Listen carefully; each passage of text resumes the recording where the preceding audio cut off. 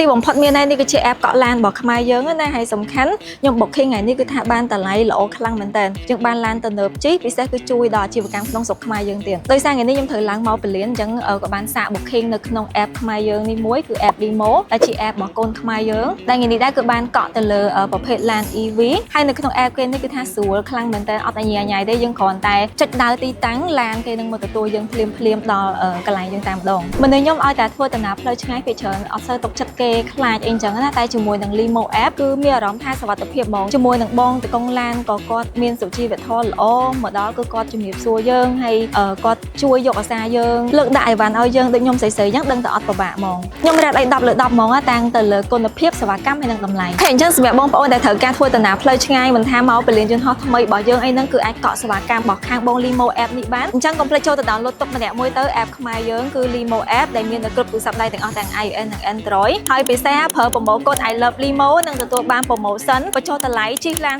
30% ភ្លាមៗផងដែរ